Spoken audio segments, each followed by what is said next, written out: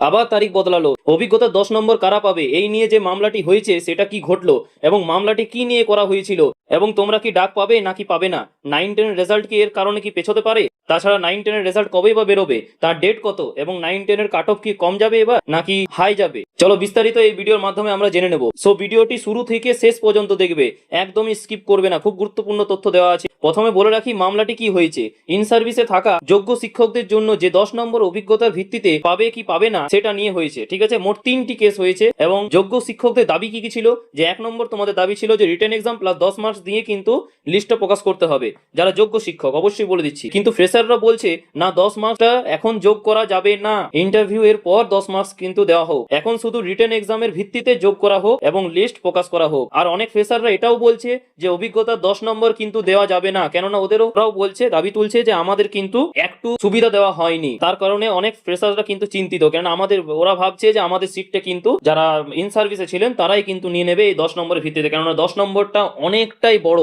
কিন্তু আমরা আগের ভিডিওতে আলোচনা করেছি যে 10 নাম্বারটা অনেকটা বড় হলেও কিন্তু ওদের কিন্তু ইন সার্ভিসে থাকা টিচারদের কিন্তু নাম্বার কিন্তু সেই রকম উঠেনি, কিন্তু ফ্রেশারদের নাম্বার অনেকটাই উঠেছে।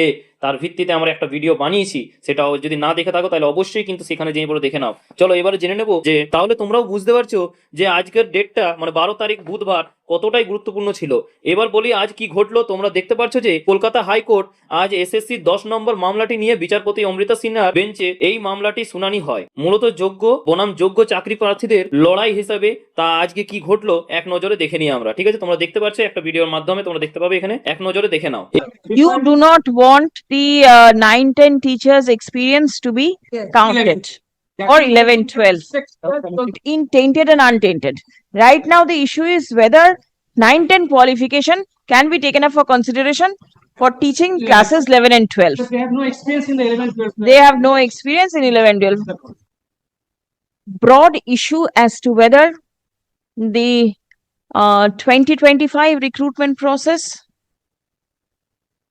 can be adopted for the recruitment, or the 2016 rules will apply, is pending consideration before the Honorable Supreme Court. Stop. It has been brought to the notice of the court that the matters are fixed before the Honorable Supreme Court on the 24th and 26th of November 2025. Stop. Next. Let this matter be posted on 28th November 2025. Stop. There are several intervening applications in the instant writ petition. Stop.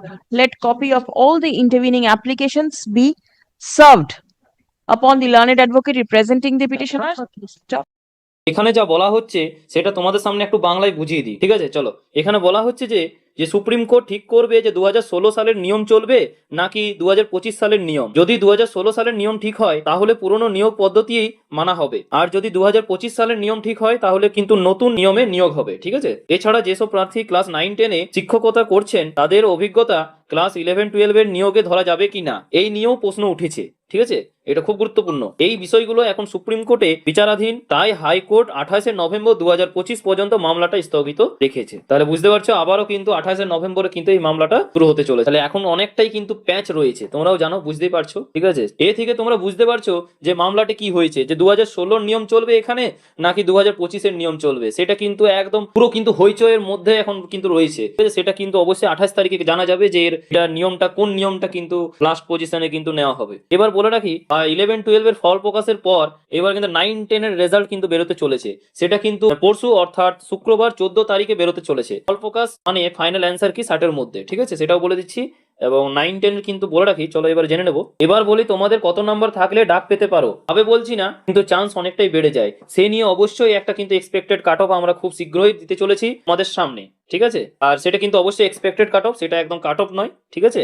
তোমাদের সামনে তুলে ধরবো আজ কিংবা কালকের মধ্যে কিন্তু তোমরা পেয়ে যাবে। এবার বলে রাখি যে তোমাদের 9-10 এর কাট অফ কি কম যাবে, তাহলে বলে রাখি যে 9-10 এর কাট অফ কিন্তু কম যেতে পারে, কেননা 11-12 এর সিট সংখ্যার তুলনায় 9-10 এর সিট সংখ্যা অনেকটাই বেশি।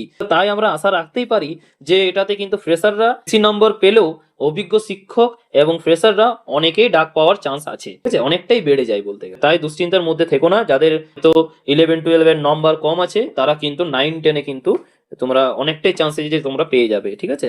আমিও চাই যে অনেকেই তোমরা ভালো নম্বর যাতে আসে 9-10-এ এবং তোমরা ডাক পাও। অবশ্যই তোমরা কিন্তু অনেকেই ডাক পাবে, ঠিক আছে। এই বলে শেষ করলাম।